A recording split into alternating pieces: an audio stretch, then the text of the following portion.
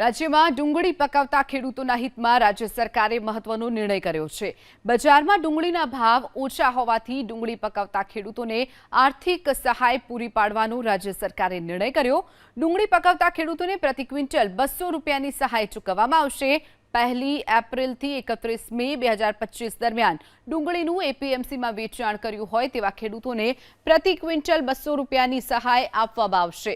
આ ખેડૂતોએ મહત્તમ 25,000 કિલો ડુંગળીના વેચાણ સુધી એટલે કે મહત્તમ 50,000 સુધીની સહાય મળવાપાત્ર રહેશે। આ આર્થિક સહાય માટે રાજ્ય સરકારે કુલ 124.36 કરોડ જેટલી માતબર રકમની જોગવાઈ કરી છે, જેનો રાજ્યના આશરે 90,000 જેટલા ખેડૂતો લાભ લેશે। રાજ્યના ડુંગળી પકાવતા ખેડૂતોએ આ યોજના હેઠળ લાભ મેળવવા માટે આઈ ખેડૂત 2.0 પોર્ટલ પર 1 જુલાઈથી લઈ અને 15 જુલાઈ સુધીમાં ઓનલાઈન અરજી કરવાની રહેશે।